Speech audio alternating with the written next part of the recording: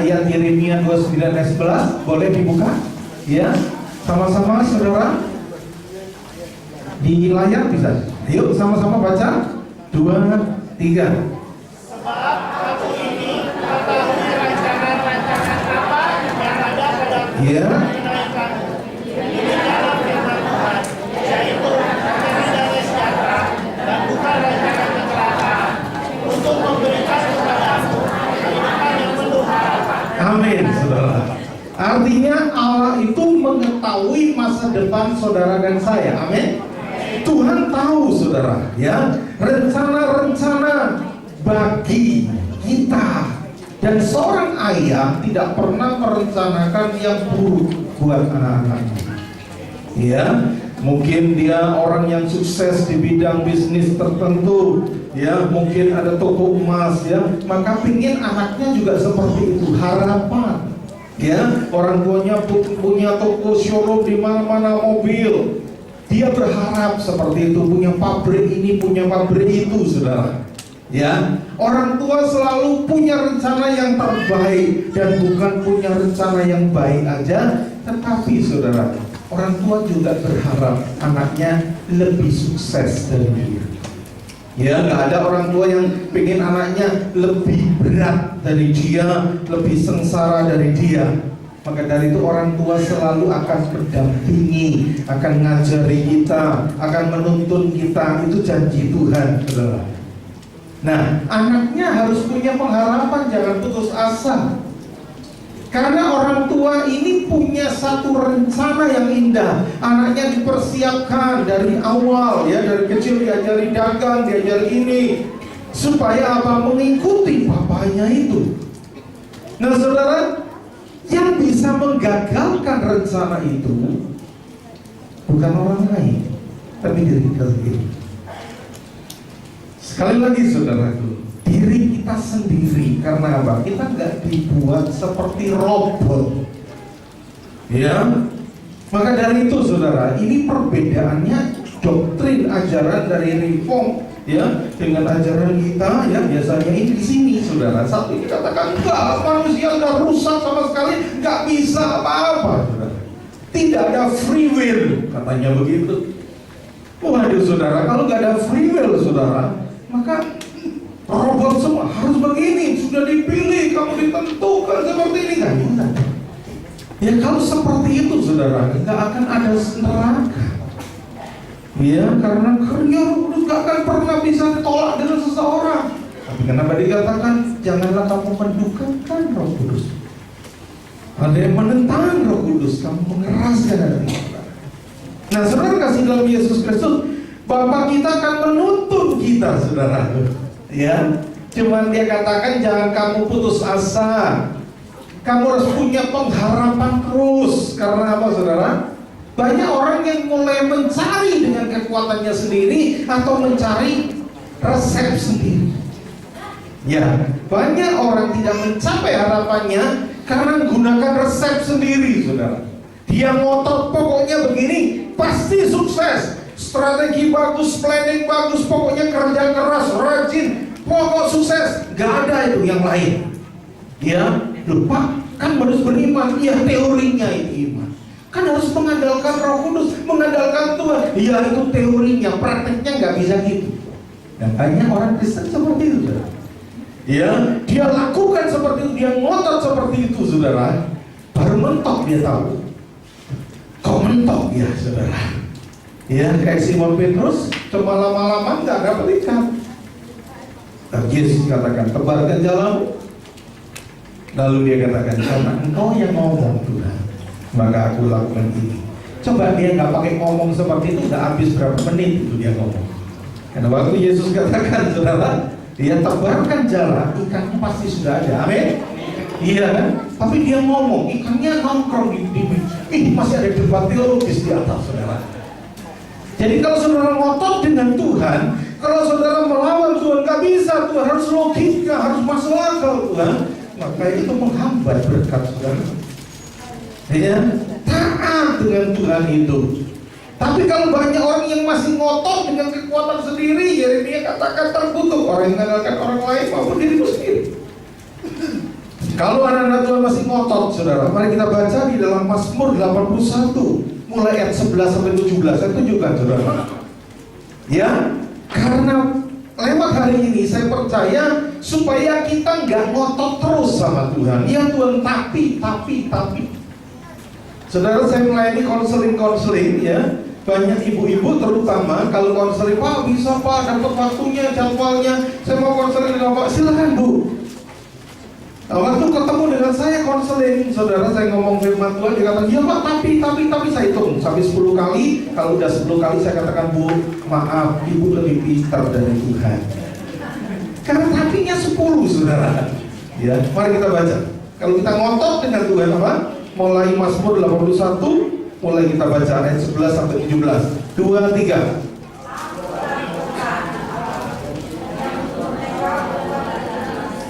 Terus? Ya, terus?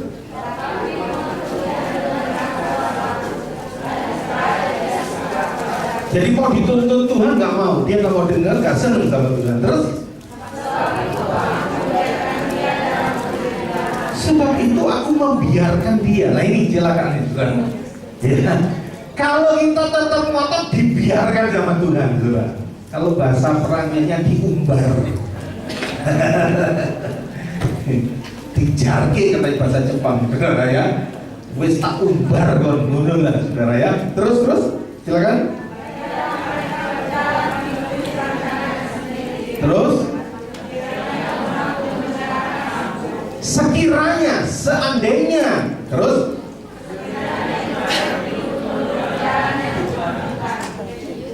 terus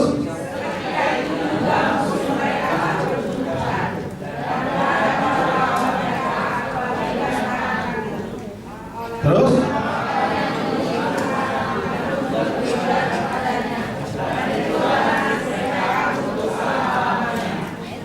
terus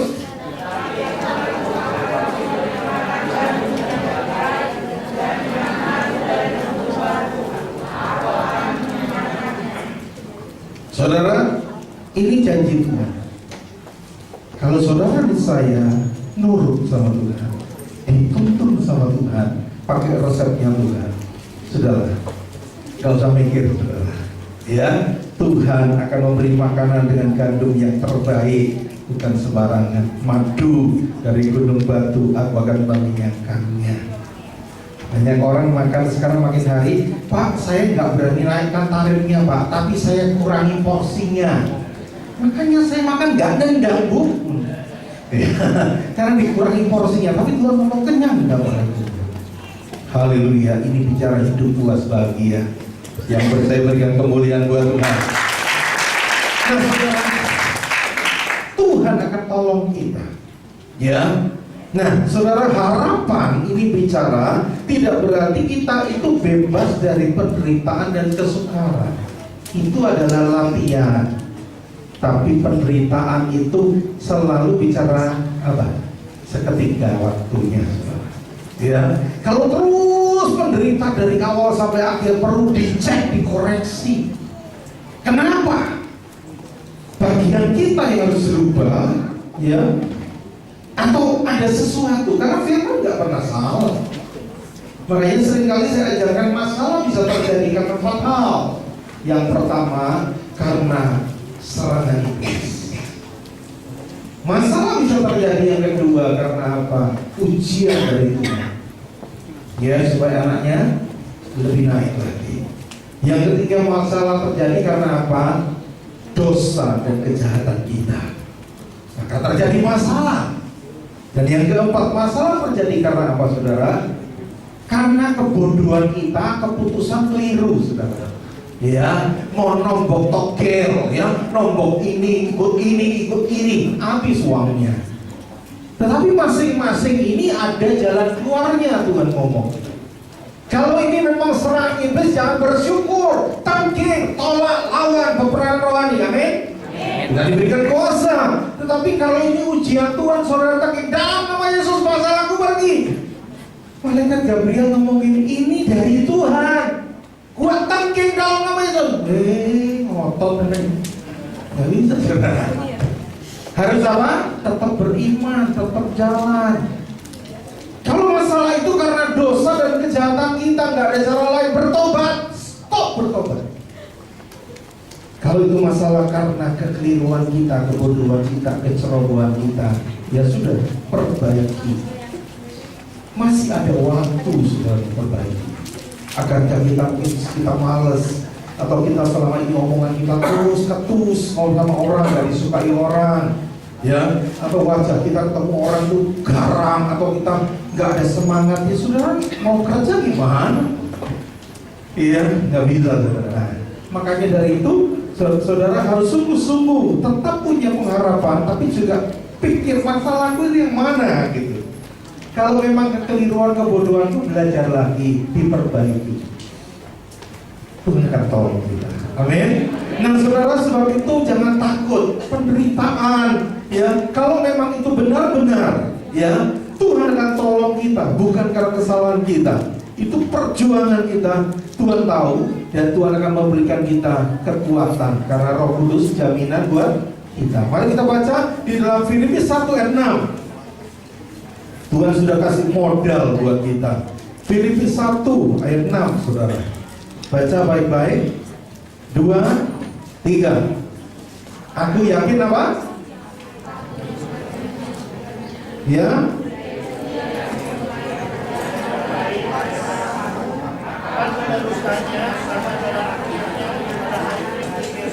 Tuhan kasih modal lebih dulu.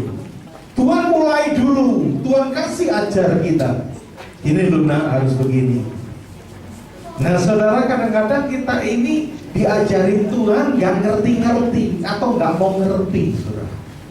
Ya, termasuk hamba Tuhan seringkali kecewa. Konseling sama saya, Pak Tuhan sekarang jauh sama saya, gak kayak dulu. Saya minta ini bisa, minta ini cepet. Saudara, Tuhan kalau ngajari kita, pertamanya itu ya, gini saudara, ya, I do, kata Tuhan, saya melakukan, kamu lihat. Oke, I do, you watch, kamu lihat. Tuhan yang kerjakan, terus kita yang melihat. Nggak gini terus, saudara. Langkah kedua, Tuhan katakan, I do, Tuhan yang mengerjakan, you help, tolong saya. Jadi Tuhan akan kerjakan separuh. Kamu yang lipat ini, kamu kan sudah tahu, ya diajari. Setelah itu tahap ketiga, ya, you do, kamu yang kerjakan, aku akan bantu. Wah, kalau anaknya sudah mulai remaja, mulai ya, saudara, mulai kamu yang lakukan ya. Aku pergi kepada Bapak, kamu melakukan perkara-perkara besar bahkan yang lebih dari itu. Ya, you do, I help. Saya tolong dong. Tapi selanjutnya kalau kita sudah waktunya dewasa, saudaraku, you do, I watch. Tuhan cuma ngawasi kita aja. Itu namanya dikasih kepercayaan sama kita. Jangan merasa Tuhan kok jauh. Nah saudara, banyak kita itu cengeng. Ya, ada seorang ibu konseling sama saya gini, Pak, enak Pak, dulu aku pacaran Pak sama suami saya. Waktu saya ulang tahun dibawain martabak, dibawain ini, itu saya seneng Pak. Sekarang boro-boro Pak, dibawain martabak. Ya. Terus saya tanya gini, saudara. Loh, Ibu, yang pegang keuangan siapa? Saya Pak. Yang pegang kas semuanya saya Pak. Loh, Ibu bisa beli martabak tiap hari Bu? Oh iya Pak. Itu mental pengemis, saudara. Pokoknya senang dikasih. Ya lupa, di dalam Tuhan kita kaya segala-galanya. Dengan apa, saudara? Mari kita buka Efesus pasal 1 ayat 3. Efesus 1 ayat 3. Kadang-kala kita ini bodoh rohani. Yuk baca Efesus 1 ayat 3. Allah dan Bapa Tuhan kita Yesus Kristus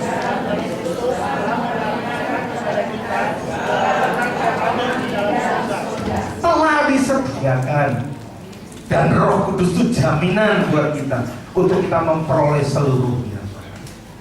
Ya, nah pandangan kita nomor satu harus dengan berkat rohani, jangan berkat materi. Makanya pikirkan perkara-perkara yang di atas. Semua akan ditambahkan. Cari dulu kerajaan Allah dan kebenarannya. Semua ditambahkan. Kalau kita semakin ngotot cari yang materi, makin jauh. Amsal mengatakan sudah di tangan, tapi ada sayapnya dan terbang. Ya. Nah, saudara harus ingat, masa depan yang penuh harapan itu betul-betul itu menggambarkan sesuatu yang lebih daripada sekedar rohani, sekedar jasmani. Amin. Nah, maka dari itu tujuan kita jangan sampai kita selalu mikirkan ke situ. Ya, keliru banget, saudara. Nah, saudara, saya ajak saudara membuka di dalam 2 Petrus 1 ayat 2 sampai 5. Yuk, supaya kita mengerti. 2 Petrus 1 2 sampai 5. Yuk sama-sama.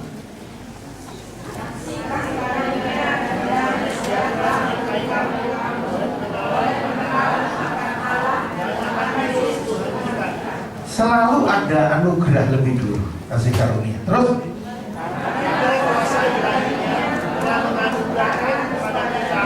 segala sesuatu yang berguna untuk hidup yang saleh oleh pengenalan kita akan Dia. dikasih anugerah, modal dulu anugerah. Karena Tuhan tahu kita nggak bisa apa-apa di luar Tuhan. Terus Yang telah memanggil kita oleh kuasanya yang mulia dan ajaib. terus Dan dengan jalan itu Dia telah menganugerahkan kepada kita janji-janji yang berharga dan yang sangat besar, supaya olehnya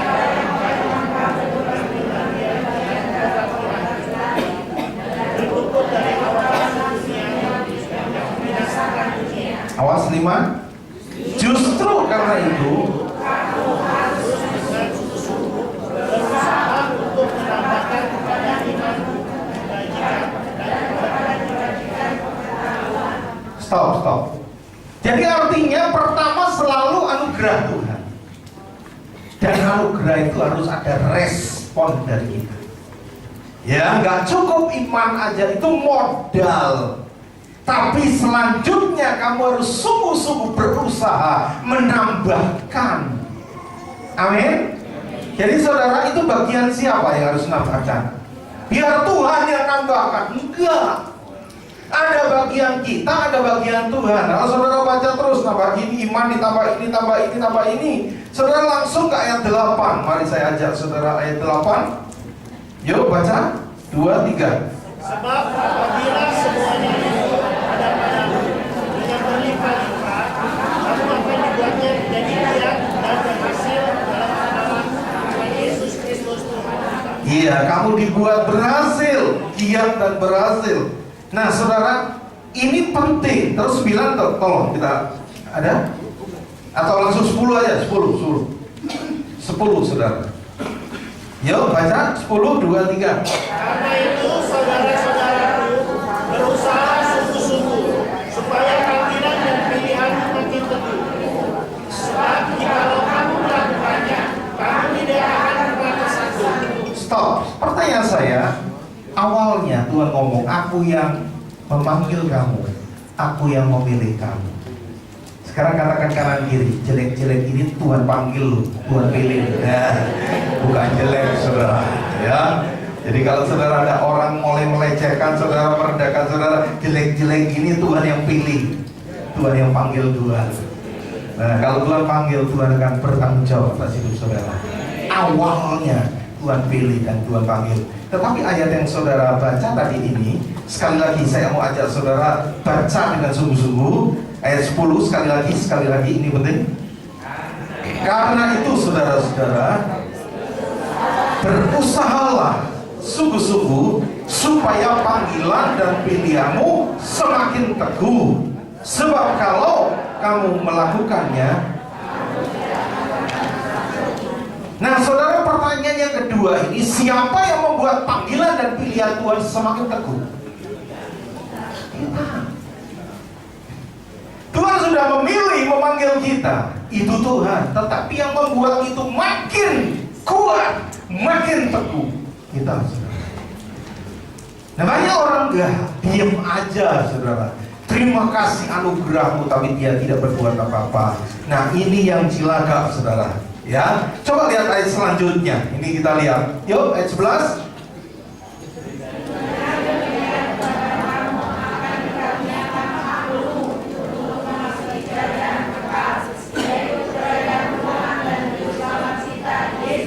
Nah, ini loh saudara, tujuannya terakhir, kamu punya hak penuh masuk kerajaan Allah. Ini bukan sorga, saudara. Bumi baru, langit baru, kerajaan 1000 tahun. Kita ikut memerintah bersama Tuhan. Ini yang namanya masa depan yang penuh harapan. Amin, saudara. Jangan selalu mikirkan, oh perkara duit, perkara ini. Udahlah, percaya. Kalau kita dapat yang itu, semuanya ngalir. Haleluya. Nah saudara, maka dari itu sekali lagi Wahyu 17 ayat 14, yuk kita lihat sebagai ayat-ayat terakhir. Ya, Wahyu 17 ayat 14 dikatakan apa? Mereka akan berperang melawan anak domba, tetapi anak domba akan mengalahkan mereka, karena ia adalah Tuhan di atas segala Tuhan dan Raja di atas segala Raja.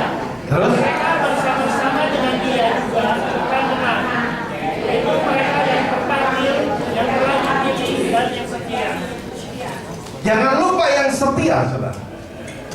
Ya, jadi pemenang itu 3, saudara. Yang terpanggil, ya, langkah 3 banyak orang bilang. Yudas itulah orang yang terpilih, ya, terpanggil, tetapi 1 langkah lagi dia nggak setia. Sayang. Nah, itulah pemenang, saudara. Hari ini tetapkan dirimu, saudara. Saya mau tetap setia, Tuhan. Karena panggilan saya teguh itu kalau saya sendiri mulai lakukan dengan resepnya Tuhan. Ya, amin. Nah, jadi kesimpulannya, saudaraku, jangan sampai salah. Allah turut bekerja untuk mendatangkan kebaikan. Itu yang di depan siapa?